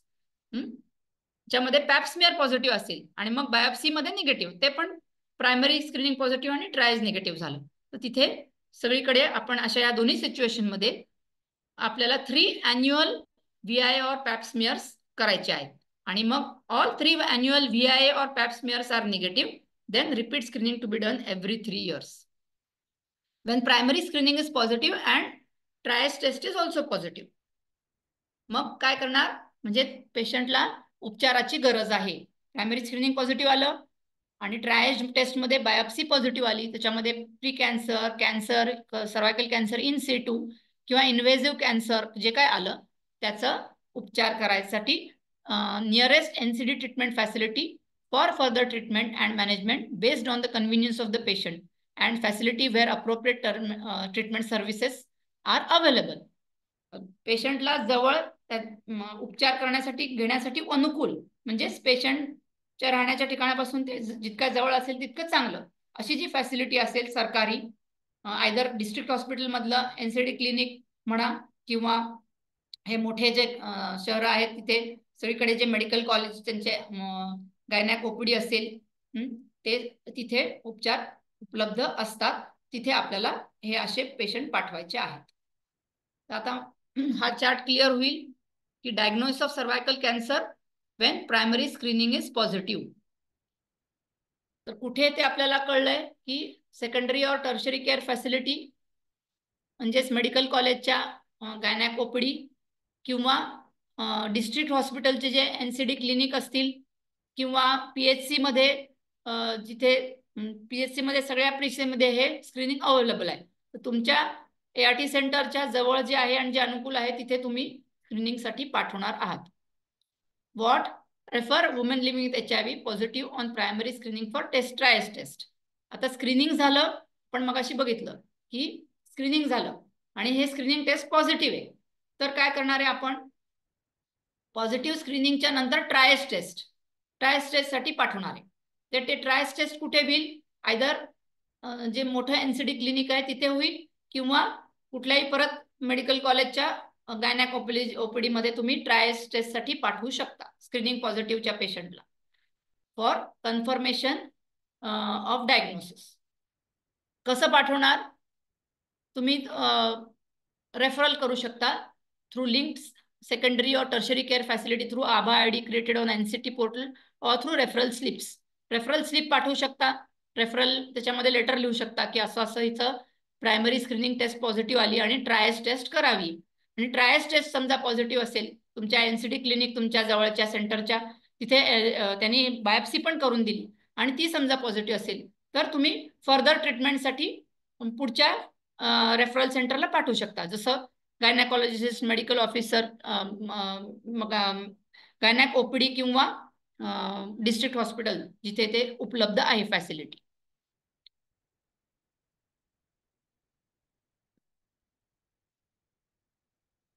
Precancerous lesions. The reference studies have found that most intraepithelial lesions are caused in the presence of HPV. Other commonly associated factors are immunosuppression, multiparity and other viral infections. तर आपण बघितलं की HPV चा presence असल्यामुळे तिथे ते प्रीकॅन्सरस लिजन होतं, ज्याचा पुढे कॅन्सर होतो. आणि पेशंटचा CD4 काउंट जर का कमी असेल तर हे जास्त म्हणजे अनुकूल आहे कॅन्सरचं ॲडव्हान्समेंट व्हायला. आणि मल्टीपॅरिटी म्हणजे जर का तिला खूप मुलं असतील तर हे पण एक रिस्क फॅक्टर आहे, आपण मगाशी बघितलं. आणि other viral infections, other sexually transmitted disease तिला असतील, गोनोरिया, सिफिलिस इत्यादी, त्याच्यामध्ये पण पेशंटला कॅन्सर व्हायची रिस्क जास्त आहे. त्यानंतर सर्वायकल स्क्वॅमस इंट्राएपिथेलियल निओप्लेझिया म्हणजे काय, तर refers to all squamous alterations that occur in the transformation zone in association with HPV infection. तर इथे काय असतं, तो कॅन्सर पसरलेला नसतो, तो इंट्राएपिथेल एपिथेलियमच्या ज्या लाइनिंग मध्ये तिथेच असतो. आणि इन्व्हेसिव्ह सर्वायकल कॅन्सर्स त्याचं स्टेजिंग काय असतं, तर definitive diagnosis of invasive cancer is made by histopath examination of a biopsy. तर जे बायोप्सी करतात त्याच्यावर ते डायग्नोसिस होतं. स्टेज 1 आहे invasive carcinoma that is strictly confined to the cervix. Stage 2 मध्ये loco-regional spread of the cancer beyond the uterus but not to the pelvic side wall or the lower third of vagina. हे सगळे staging आहेत, तेच तुमच्या माहितीसाठी आपण त्याची चर्चा करतोय की स्टेज 1 म्हणजे फक्त त्या पिशवीच्या तोंडाच्या इकडेच ते कॅन्सर आहे, कुठे पसरलं नाही. स्टेज 2 मध्ये पसरलंय, spread of the cancer beyond the uterus, गर्भाशयाच्या पुढे पसरलंय, पण पेल्विक साइड वॉल किंवा लोअर थर्ड ऑफ वजानामध्ये तिथे तिथपर्यंत नाही गेलंय. स्टेज 3 मध्ये लोअर पार्ट ऑफ वजाना, योनी मार्गाचा खालचा भाग तिथेही पसरलाय आणि जे पेल्विक वॉल्स आहेत तिथेही पसरले. स्टेज 4 म्हणजे युरिनरी ब्लॅडर म्हणजे मूत्राशय किंवा रेक्टम किंवा लंग्स किंवा पेशंटच्या फुफ्फुसात, हाडांमध्ये, म्हणजे खूप जास्त पसरलेला कॅन्सर हा स्टेज 4 आहे. तर मॅनेजमेंटचं आता अशा पेशंटचं काय मॅनेजमेंट होईल, जसं प्रायमरी स्क्रीनिंग पॉझिटिव्ह आणि ट्रायजमध्ये कॅन्सर आलाय किंवा प्री कॅन्सर असं लिजन आहे, तर ते गायनाकोलॉजिस्ट आणि ऑन्कोलॉजिस्ट असतील त्या सेंटरचे, म्हणजे जसं मेडिकल कॉलेजची ओपीडी, डिस्ट्रिक्ट हॉस्पिटलची ओपीडी, तिथे हे डायग्नोसिस आणि ट्रीटमेंट होणार. Treatment of CIN or invasive cervical cancer is same as for general population. तर हे जे समजा HIV नसेल तरी जी काय ट्रीटमेंट असते तीच सेम आपल्या PLHIV साठी पण ती सेम ट्रीटमेंट असतात. आणि स्टेजिंग प्रमाणे ट्रीटमेंट असते. स्टेज 1 मध्ये फक्त सर्जरी ही इनफ आहे, पण स्टेज त्याच्या पलीकडचे असतील तर मग रेडिओथेरपी आणि ॲडिशनल किमोथेरपी लागू शकते पेशंटला. तर ते ऑन्कोलॉजिस्ट आणि गायनाकोलॉजिस्ट हे मिळून हा निर्णय घेतात. So PLHIV receiving radiotherapy or surgical intervention shall continue taking ART. हे फार इम्पॉर्टंट आहे. जे काही पेशंटला उपचार दिले जातील त्याच्यामध्ये ART आपल्याला बंद करायची नाहीये. ARTचा फार इम्पॉर्टंट रोल आहे. ARTने पेशंटची इम्युनिटी मेंटेन राहील म्हणून ART चालूच ठेवायची. फक्त रेडिओथेरपी आणि सर्जिकल इंटरव्हेन्शन मध्ये सेम ART राहील, पण जेव्हा किमोथेरपी असेल त्यावेळेला ट्रीटिंग फिजिशियन आणि ऑन्कोलॉजिस्ट हा निर्णय घेतील की ART बदलायची का. तर ते असं जर का त्यांनी तुम्हाला कळवलं की तुमचा पेशंट तुमच्या ART सेंटरचा, पुष्कळ आम्हाला सास्या प्रेफरन्स असे येतात की ऑन्कोलॉजिस्ट सांगतात की ही थेरपी आहे, म्हणजे फॉर एक्झाम्पल किमोथेरपीमध्ये सिस्प्लॅटिन द्यायचा निर्णय घेतला. सिस्प्लॅटिन हे नेफ्रोटॉक्सिक ड्रग आहे, मग पेशंटचं टिनोफोविर जे आहे ते पण नेफ्रोटॉक्सिक आहे, त्यामुळे आपण ते बदलायचा निर्णय घेतो. किमोथेरपीच्या पेशंटना treatment option of cancer, treatment options of cervical cancer, तर जे ट्रीटमेंट ऑप्शन आपण म्हटलो सर्जरी, इन्क्लुडिंग सर्जरीमध्ये काय करतात की रॅडिकल हिस्टेरेक्टॉमी आणि lymphadenectomy plays an important role in the management of early stage cervical cancer. Early समजा डिटेक्ट झाला, स्प्रेड नाही झाला, रॅडिकल हिस्टेरेक्टॉमी म्हणजे गर्भाशय पूर्ण काढून टाकतात ओव्हरी सकट आणि तिथले लिम्फ नोड्स जे असतील ते सगळं काढून टाकतात, त्याच्यामुळे तो क्युअर होतो पूर्ण. आणि लोकली ॲडव्हान्स्ड असेल, म्हणजे इकडे खाली पसरलाय योनी मार्गामध्ये किंवा बाजूला पसरलाय, तर तिथे रेडिओथेरपी आणि किमोथेरपीचा रोल आहे. प्रिव्हेन्शन रिलेटेड ॲक्टिव्हिटीज, तर ते NCD मध्ये मिळू शकतात किंवा ART सेंटर. ART सेंटरमध्ये आपण प्रिव्हेन्शन बद्दल फक्त माहिती देऊ शकतो, कारण सध्या आपल्या प्रोग्राम थ्रू आपण वॅक्सिन देऊ शकत नाही. प्रिव्हेन्शन म्हणजे काय, आपण HPV वॅक्सिन देऊन HPVचं जर का वॅक्सिन दिलं तर आपण ट्रीटमेंट पूर्ण सर्विक्स पूर्णपणे प्रिव्हेंट करू शकू. तर हे जे वॅक्सिन आहे त्याचे 3 डोसेस आहेत, ते मी तुम्हाला दाखवीन. सो HPV वॅक्सिनेशन हे फार इम्पॉर्टंट आहे. सध्या आपलं not available under current national NCD programme. जेव्हा अवेलेबल होईल तेव्हा ते आपण प्रत्येक पेशंटला सांगायला पाहिजे की हे वॅक्सिन अवेलेबल आहे आणि हे तुम्ही घ्या म्हणून. सध्या ते वॅक्सिन त्याचा खर्च आहे टोटल 3 डोसेससाठी 9,000 खर्च आहे. ज्या पेशंटना हा खर्च करू शकतात ते आणि करायचं त्यांचे म्हणजे आर्थिक हे आहे, त्यांना अनुकूल आहे, तर आपण त्यांना ऍडवाइस देऊ शकतो. लो बॅटरी आहे तिकडे नाही ते. तर early diagnosis through symptom screening, adherence to ART, हे आपले 2 मुख्य गोल आपण जरी केले याच्यामधनं आपला अवेअरनेस वाढला. 2 गोष्टी आपण करू शकतात. सिम्पटम स्क्रीनिंग, पेशंटला सिम्पटम असेल तर ताबडतोब प्रेफर करा. सिम्पटम नसतील तरी आपण बघितलंय ART इनिशिएशनच्या वेळेला आपण स्क्रीनिंगसाठी पाठवूयात. सगळे ऑन ART पेशंट आपण स्क्रीनिंगसाठी पाठवूयात, त्याच्यानी अर्ली डायग्नोसिस होईल. Adherence to ART for viral load suppression important आहे. Tobacco use cessation, lifestyle and dietary modification आपण पेशंटना सांगू शकतो.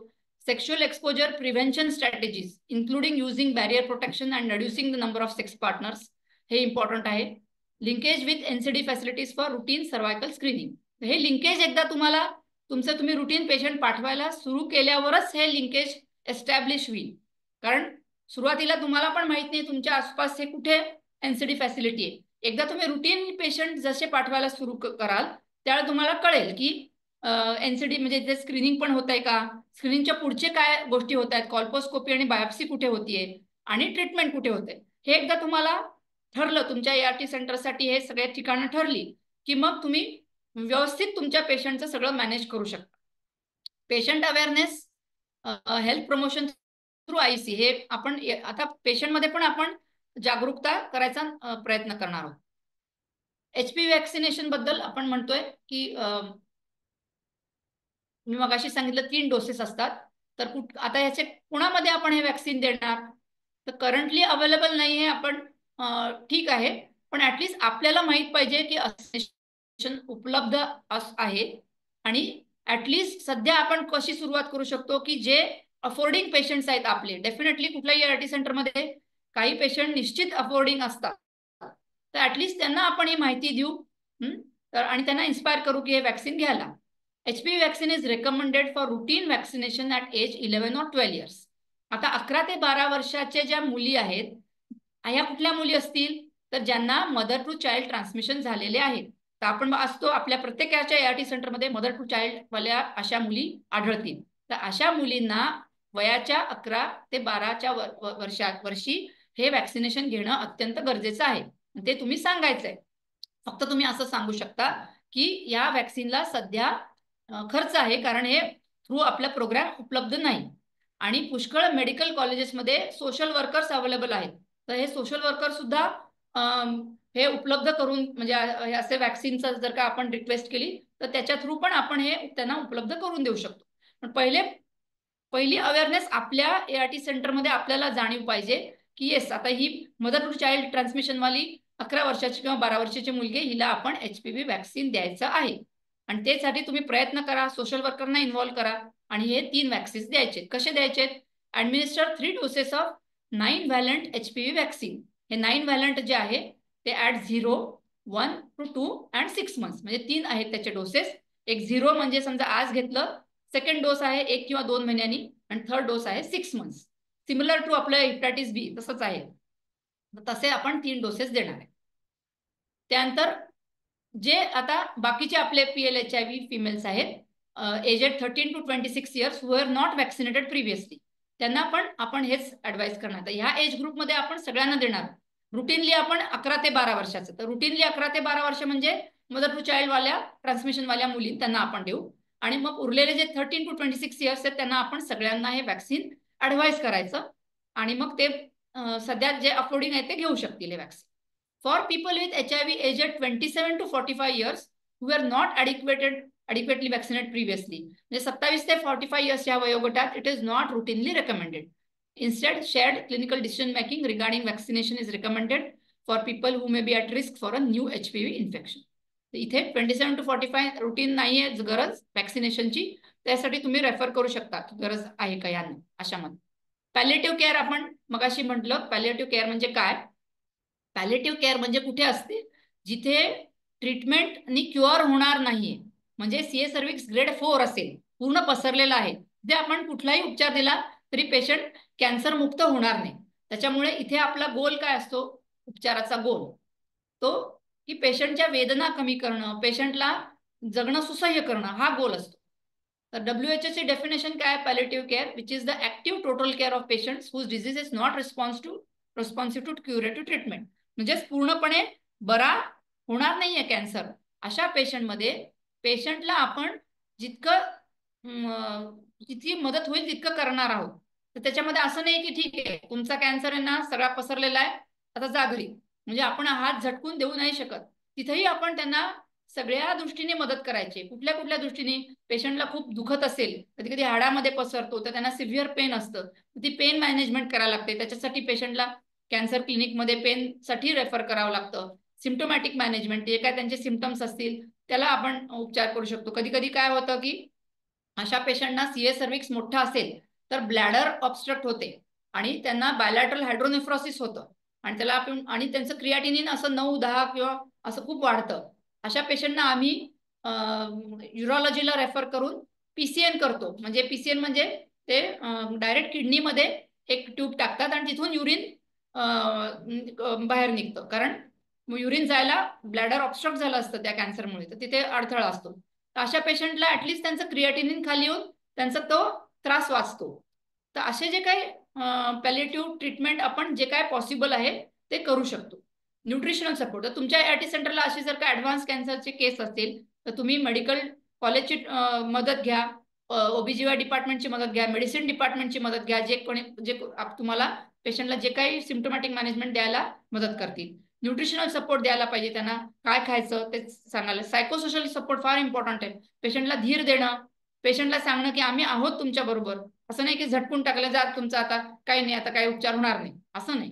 सायकोसोशल सपोर्ट फार इम्पॉर्टंट आहे. नुसत्या तुमच्या गोड बोलण्याने सुद्धा पेशंटला तेवढा दिलासा मिळू शकतो आणि कॅन्सरची तोंड द्यायला मदत होऊ शकतो. त्या फॅमिलीला कॅन्सरची तोंड द्यायला मदत होईल. स्पिरिच्युअल सपोर्ट, आध्यात्मिक काही आपण हेल्प करू शकतो, भगवद्गीता देऊ शकतो किंवा ऍटलिस्ट त्यांना सांगू शकतो की जे काय त्यांच्या आध्यात्मिक जे बिलीफ्स असतील त्याप्रमाणे आपण थोडासा स्पिरिच्युअल सपोर्ट दिला तर फार चांगलं. End of life care, end of life care म्हणजे पेशंटला दिसतोय की आता त्याचा मृत्यू अटळ आहे, अशा वेळेला जी केअर असते त्याला म्हणतात एंड ऑफ लाईफ केअर. त्याच्यामध्ये spiritual support, social support, nutrition support हे सगळं इम्पॉर्टंट आहे. आणि लास्टली बिरिवमेंट काउन्सिलिंग, म्हणजे अशी रुग्ण सगळं उपचार करूनही जर का ती दगावली तर त्या फॅमिलीला एक दिलासा देणं, फॅमिली सोबत सहानुभूती व्यक्त करणे. कारण आपण ह्या ट्रीटमेंटचा पार्ट असो, ही सगळी एक फॅमिली आहे आपल्या पेशंटची, त्याच्यामध्ये आपण हा सहभाग देणं फार इम्पॉर्टंट आहे. रोल ऑफ एआरटी सेंटर्स, आपण मगाशी सगळे रोल बघितले. सॉरी थोडंसं पुढे गेलं मी, आता थोडक्यात सांगेन. एआरटी सेंटरमध्ये काउन्सिलरचं आपण मगाशी बघितलं की सगळी इन्फॉर्मेशन देणं कॅन्सर सर्व्हिक्स बद्दल. स्टाफ नर्स सगळं डॉक्युमेंटेशन करणार आहे, कुठे रेफर करतोय आणि त्या रेफरलचं काय झालं, स्क्रीनिंग पॉझिटिव्ह आलं की नाही, आणि स्क्रीनिंग पॉझिटिव्ह आलं तर ट्रायजमध्ये काय आलं की pre cancerous lesion, cervical cancer, हे सगळं ती डॉक्युमेंट करत जाणार आहे पूर्ण ट्रीटमेंट कम्प्लीट होईपर्यंत. MO will refer to, MO हे रेफरल करणार आहे प्रत्येक पेशंटचं ever sexually active for cervical cancer screening as per the national guidelines, आणि कुठे रेफर करायचं ते एमओ ठरवणार आहे. आणि update sections of 12 and 13, 12 and 13 मध्ये हे सगळं आपल्याला अपडेटिंग लिहावं लागणार, ते एमओ करणार आहे. Data manager to update the MPR MLL or SOCH regarding screening as well as screening outcome and generate due list. Documentation आता बघणार आहोत काय. आता एमओनी हे डॉक्युमेंटेशन करायचंय, काय डॉक्युमेंटेशन करायचंय आणि कुठे करायचंय. व्हाईट कार्डमध्ये सेक्शन 12 आणि 13 आणि पेशंटच्या ग्रीन बुकमध्ये करायचंय. तर previous history of cervical cancer असेल तर ते त्या मेडिकल हिस्ट्रीच्या सेक्शनमध्ये तुम्ही डॉक्युमेंट करा, दॅट इज सेक्शन 3D मध्ये. Date of referral for cervical cancer screening should be documented at column 13 of section 13 of white card and in the green book and updated in the SOCH on a daily basis. And in section 12 of the white card, जिथे investigation section आहे, and the green book, the following information will be documented. काय आपण section 12 मध्ये करणार आहोत? Document screening test used for primary screening. तर आपण आता बघितलं दोन वापरले जातात, VIA और पॅप्समियर. ते तुम्ही लिहिणार आहात की weather VIA was used or pap smear was used and outcome. What was the outcome of that screening? VIA, that is primary screening positive, VIA positive or pap positive, and then triads पण तुम्ही लिहू शकता. Information on WHIV screened positive on primary screening and the date of referral for triage test is to be updated in the white card column 13. Now, date of referral for triage test also you should mention in the white card column 13, section 13 and in the green book. So, triage referral. So, date of referral for screening, date of referral for triage. हे सगळे dates तुम्ही under section 13 करणार आहात. And under 12 you have to write what was the outcome of the screening test and the triage test. Then OBG or the NCD clinic will maintain the referral registers to and fro from ART center. Role of NCD facilities, ते आपण बघितलं मगाशी की the staff nurse or MO or gynecologist at these centers will undertake the VIA as the preferred primary screening test, will document the findings on the green book and will document the findings on NCD portal. And at the tertiary care facility or medical college gynec department, the MOs or the gynecologist or the staff nurse will undertake a pap smear as the preferred primary screening test and will document the findings on the referral slips or the green book of the woman living with HIV. Further evaluation and clinical management, ते मगाशी आपण detail मध्ये बघितलेलंच आहे. Triage test, if VIA pap screening test is positive, concerned staff will refer the patient for colposcopy to the secondary or tertiary care facility based on the convenience of the patient and availability of the diagnostic and treatment services. Treatment of precancerous lesion or invasive cervical cancer is the same as for the general population. Follow as per the advice of the treating oncologist of MO. So lastly, key points आपण बघणार आहोत. Cervical cancer is the fourth most common cancer in women and approximately 1 in 20 cervical cancer is attributable to HIV. त्यामुळे HIV मध्ये हा प्रश्न फार मोठा आणि गंभीर आहे. Women with HIV are 6-fold more likely to be diagnosed with cervical cancer. त्याच्यामुळे it is very important that the ART center medical officers take up this thing of referring every woman who was ever sexually active to for screening. जर का MO आणि staff nurse आणि counsellor या तिघांची मिळून जी team आहे, या टीमने जर का ठरवलं तर हे काय अवघड नाही. तुम्ही हे प्रकल्प हातात घ्या. प्लीज तुमच्या सगळ्या फिमेल्स, एलिजिबल फिमेल्सना, म्हणजे अप टू एज ऑफ 45 आपण बघितलं, 13 to 27, सॉरी, अप टू 13, 11-12 ला रुटीन आणि फ्रॉम एज 13 to 25 यांना आपण सगळ्यांना आपण स्क्रीनिंग साठी करणार आहोत. 1 सेकंड, तो आपण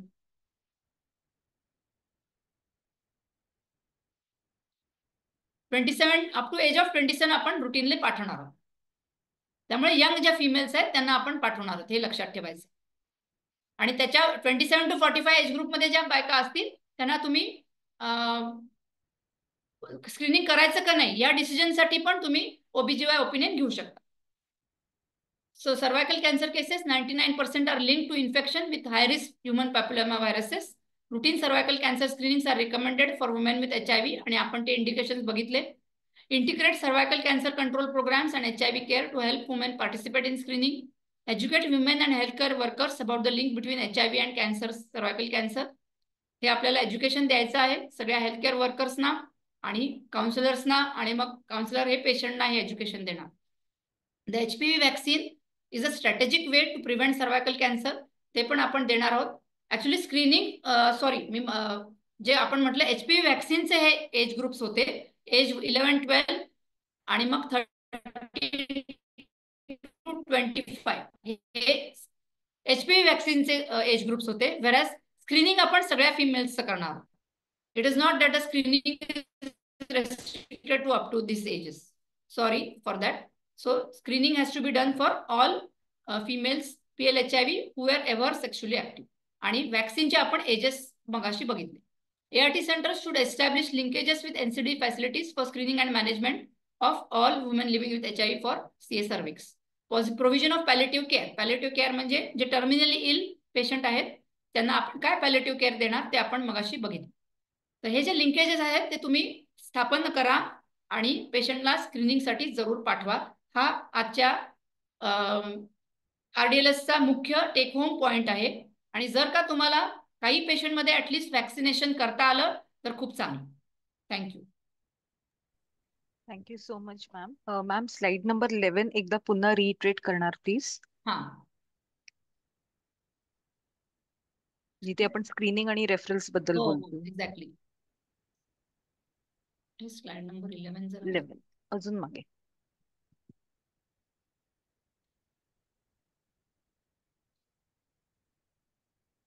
हा, प्रियंका फुल स्क्रीन करा. त्याच्यामध्ये स्क्रीनिंग आहे.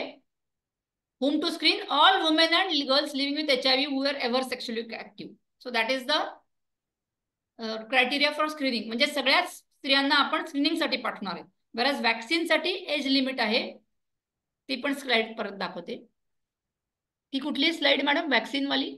मॅम मी बघते तोपर्यंत या स्लाइडला आपण जे खालती म्हटलंय ना प्रिलिमिनरी एलिजिबिलिटी असेसमेंट, हा, त्याबद्दल थोडं रिइटरेट करायचं होतं. मी वॅक्सिनेशनची स्लाइड सांगते हो. तुम्हाला. याच्यात आपण पाहिलं की all women and girls who are ever sexually active they are to be screen. Where to screen? ART centre, LSC plus. तर काय करणार आहे ART सेंटर किंवा LSC plus? Preliminary eligibility assessment. म्हणजे आता ही पेशंट कुठली पण पेशंट असेल तुमच्या ART सेंटर मधली, आपण म्हटलंय की ऍट इनिशिएशन ऑफ ART आपण स्क्रीनिंगला पाठवणार आहे. तर समजा ती ऑलरेडी ART वर असेल तरी screening as soon as possible करणार आहोत. तर ही जी एलिजिबिलिटी असते प्रिलिमिनरी, तर if she was ever sexually active definitely we are going to send her. And all women generally are ever sexually active आपल्या पेशंट ज्या येणार आहेत, कारण त्या PL-HIV आहे, त्यांना सेक्शुअली कॉन्ट्रॅक्टेड डिझिजेस आहेत, त्यामुळे they were ever sometimes ever sexually active. So we are going to refer them. So counseling should be conducted at the ART. त्याचा अर्थ काय की काउन्सिलिंग या giving the knowledge and information about risk of having CA सर्व्हिक्स ते आपण ART सेंटरमध्येच करणार आहोत. आणि मग रेफरल लिंकेज ते करणार आहोत की कुठे आपण पाठवणार आहोत, जे NCD क्लिनिक किंवा टर्शरी केअर फॅसिलिटी म्हणजे मेडिकल कॉलेज असेल. आणि कधी करणार आहे स्क्रीनिंग? तर ART नेव म्हणजे न्यू पेशंट असेल हु इज नेव्हर ऑन ART, त्यांना screening at the time of ART इनिशिएशनच आपण करणार आहोत. आणि if negative every year 3 yearly करणार आहोत. ऑन ART पेशंट असतील त्यांना सगळ्यांना आपल्याला ॲज सून ॲज पॉसिबल स्क्रीनिंगसाठी पाठवायचं आहे. आणि इफ निगेटिव्ह मग एव्हरी 3 इयर्स आपण करणार आहोत. आणि 1 इयरली फॉर 3 इयर्स कोणाला करणार आहोत? जे स्क्रीनिंग पॉझिटिव्ह पण ट्रायल्स निगेटिव्ह असतील त्यांना 1 इयरली फॉर 3 इयर्स. आणि हे 3 इयर्स जर का निगेटिव्ह असतील तर मग एव्हरी 3 इयरली आपण परत स्क्रीनिंगला पाठवणार. आय होप आता हाऊ टू स्क्रीन ते तुम्हाला समजलंय. VIA असतं ते NCD सेंटर्स असतील तिथे VIA होईल. आणि पॅप्समियर हे मेडिकल कॉलेजेस किंवा टर्शरी केअर मध्ये right. So ma'am just to reiterate की रेफरल ART सेंटर कडनं जाणार आहे, स्क्रीनिंग मात्र NCD क्लिनिकलाच होणार आहे. ओके. आणि रेफरल आपण ART सेंटर थ्रू पाठवणार आहोत. आणि screening ART centre is not going to do all this at their centre. They are going to just refer. आणि actual screening is going to happen at these centers. The NCD clinic, that may be a district or PHC, district hospital, PHC or medical college, या 3 पैकी तिथे हे actual screening होणार आहे. आणि फक्त ART सेंटरची जबाबदारी आहे की स्क्रीनिंगला पेशंट गेली का, रेफर केल्यावर ऍक्च्युअली गेली की नाही, आणि काय रिझल्ट होतो स्क्रीनिंगचं, आणि त्याच्याप्रमाणे तिला सांगायला लागेल की स्क्रीनिंग पॉझिटिव्ह असेल तर तू परत पुढच्या ह्याला जा म्हणून. आणि त्याचं पण आपल्याला ट्रॅक ठेवावं लागणार आहे की तिच्या ट्रायलचं काय झालं, पॉझिटिव्ह आलं का, तर तिला ते परत आपल्याला प्रत्येक वेळेला काउन्सिल करावं लागणार की नाही, हे it is very important to do the whole procedure. Right. आणि स्लाइड नंबर 23 ला मॅम वॅक्सिनेशन. वॅक्सिनचं ते वॅक्सिन मध्ये एज क्रायटेरिया आहे लास्टली की वॅक्सिन कोणामध्ये आपण देणार आहोत. तर routine vaccine is recommended for all girls of 11 or 12 years, whether or they have or not have HIV. But it is very important in HIV girls to give the vaccine at age 11 or 12 because they are at very higher risk to develop CA cervix. त्यामुळे if it is possible to vaccinate all our PLHIV girls of 11 or 12 years, that is very good. And there are 3 doses, 0, 1 and 6 months. And then remaining 13 to 26 years who were not vaccinated previously, there also we are going to recommend vaccination for 3 doses. But from the age between 27 to 45, for that, you need not vaccinate everybody, and whom in these sections vaccination has to be given, that you can, that decision will be taken by the gynecologist. So you can refer for that. I Thank you, hope it ma'am. is clear now. Kiran sir, we So can give mic counsel all your access. patients for screening of CA cervix, counsel them and then refer them to the necessary center, either NCD, clinic or medical college OPD, and ask them to get screened. That is the responsibility for the HIV of the ART center, giving a referral for CA cervix screening. And when the vaccine is available, we will vaccinate all the females who satisfy this criteria. That is, all girls at 11, 12 years and girls between 13 to 26 years, they should be given the vaccine when it comes for free under the program. Right now, it is not available under the program. So you can just give them the information and recommend that if they are affording, they should take it.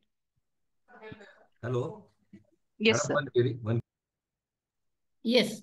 What is the if stage 1 CS service is treated? The hysterectomy, then what is the prognosis and outcome and lifespan? Yes. Actually, it depends on the stage. In stage 1, when there is no spread, and when they do radical hysterectomy, the outcome and prognosis is excellent. So only thing. Commonly ask how many years patient can live? If patient patient can be living normally in the early stage now, when it is restricted to the epithelium, you are curing the patient. So it will be the best outcome and the patient will have normal lifespan. But when it spreads, that is from stages 2 onwards, then patient has to take additional, apart from radical hysterectomy, there may be additional radiotherapy and chemotherapy, and in the advanced stage, surgery may not be possible. There only radiotherapy and chemotherapy are given. So there the 5-year survival rates are there. Okay, but in the stage 1, it is completely curable. Okay, thank you, ma'am. Yes. कोणाला काही प्रश्न विचारायचे असतील तर unmute करू शकता. Mic access देण्यात आला आहे.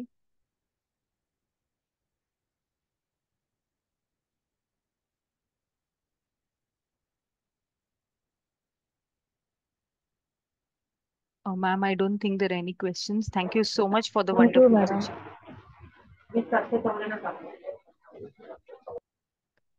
Thank you, madam. Thank you so much. Thank you, ma'am.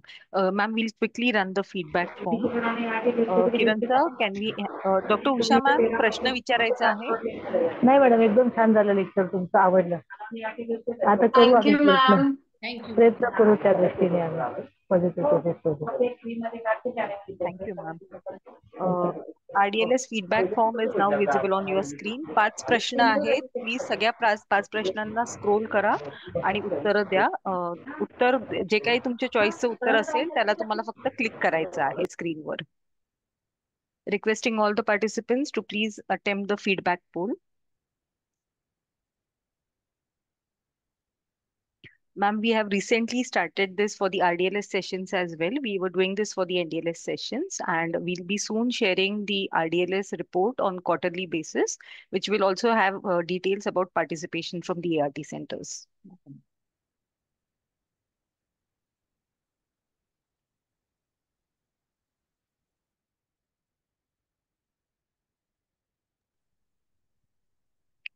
Requesting all the participants to please attempt the feedback poll.